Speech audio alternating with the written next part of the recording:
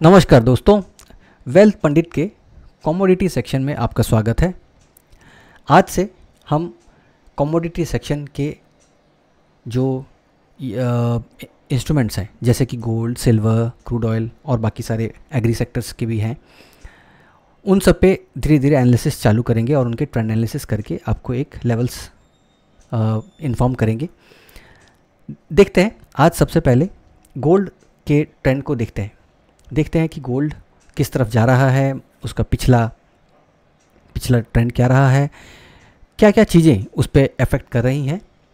चलिए chart open करते हैं और इसको चालू करते हैं। इसमें सबसे पहले हम थोड़ा मैक्रो इकोनॉमिक्स को समझेंगे कि दुनिया की कौन सी चीज़ें इस पे अफेक्ट कर रही हैं, गोल्ड के ट्रेंड को कितना भागा है, क्या इसका मोमेंट है।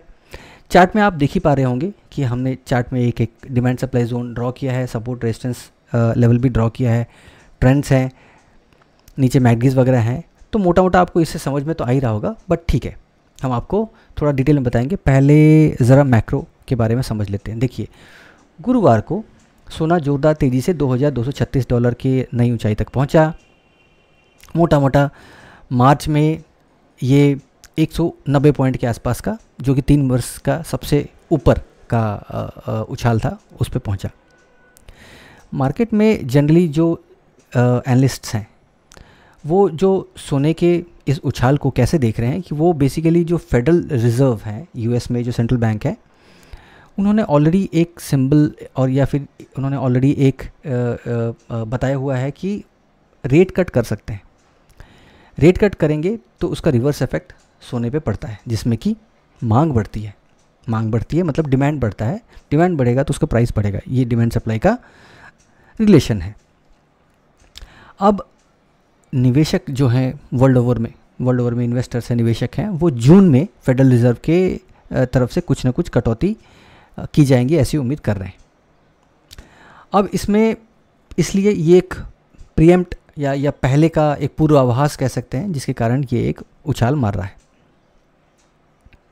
अब अगर थोड़ा पहले के न्यूज़ में जाएंगे तो इसका एक मेजर इफेक्ट, मतलब ये जो रेट कट का मेजर इफेक्ट अलग अलग और मैक्रो इकोनॉमिक ट्रेंड्स या इंडिकेटर्स के हिसाब से भी इसको देखा जाता है। जैसे कि अनएम्प्लॉयमेंट रेट, बेरोजगारी। अब उसमें एक अगर फैक्टर देखेंगे तो टोटल यूएस में बेरोजगारी के लिए आवेदन देने वाले 2,10,000 के आसपास हैं, मतलब उसमें उन लोगों को वो देते हैं। अब इसमें यूएस में जो ये 4 मास में, मतलब 3 महीने में, या क्वार्टरली जो डेटा होता है, क्वार्टरली डेटा में उसमें ये बताया गया है कि ये थोड़ा सा अनएम्प्लॉयमेंट रेट उनका बढ़ रहा है। अब इसका क्या रिलेशनशिप होगा?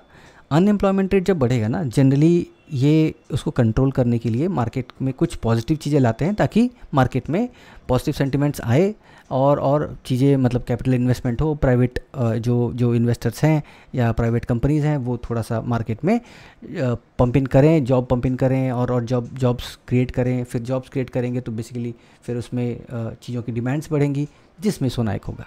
ठीक है, तो ये तो एक उसका इफेक्ट तो है, रहेगा ही। तो मोटा मोटा आपको ये समझ में आ गया होगा कि तो ये जो मंथ है, मार्च तो खैर चला ही गया, अप्रैल, मई, जून, तो ये इसमें रेट कट्स के चांसेस हैं, जिसका कि एक बहुत अच्छा इफेक्ट इस पे पड़ रहा है, सोने के भाव पे पड़ रहा है। चलिए ज़रा अब हम इसके ट्रेंड एनालिसिस की बात कर लेते हैं और उस पर नज़र डालते हैं।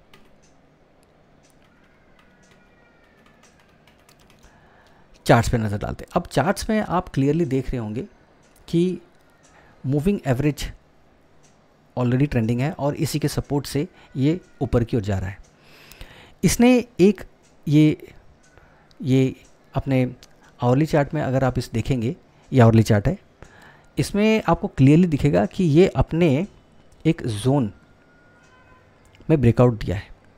जैसे इस जोन से यहाँ पे ब्रेकआउट दिया था और फिर ट्रेंड किया था, सिमिलरली इस जोन पे उसने ब्रेकआउट दिया और इसलिए अब यहाँ पे एक डाउन ट्रेंड या फिर एक करेक्शन फिर से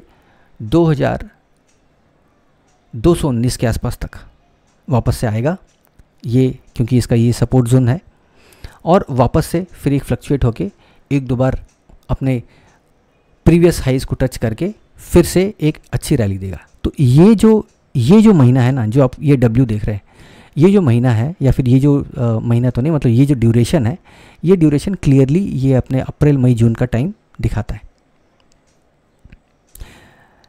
यही टाइम रहेगा जिसमें कि मार्केट में आपको फिर से री एंट्रीज़ के मौके मिलेंगे गोल्ड में, और उसके बाद फिर एक ये वापस ट्रेंड पकड़ेगा, क्योंकि मार्केट उसके बाद फिर से डिमांड जोन में चले जाएगा। मतलब ये डिमांड जोन में आ जाएगा और उसके बाद फिर मार्केट एक बार फिर से रैली पकड़ेगा। तो दोस्तों ये था सबसे पहला हमारा एनालिसिस सोने के ऊपर। तो आशा करते हैं आपको अच्छा लगा होगा। आप अपने व्यूज़ बताइएगा हमें कमेंट में। इसमें और किस लेवल की डिटेल्स आपको चाहिए, या और किस लेवल का हमसे छूट गया आपको बताना। तो बेसिकली इसमें बाइंग लेवल तो ऑब्वियसली डिमांड लेवल्स में ही होती है, तो वो तो हमने एक्सप्लेन कर दिया, और मैक्रो इकोनॉमिक फैक्टर भी आपको एक्सप्लेन कर दिया। आप कमेंट में बताइएगा अगर इसमें से कुछ और आपको डिटेल में एनालिसिस चाहिए है, या फिर एनालिसिस कुछ छूट गया हमसे, तो हम इसको सही कर सकते हैं।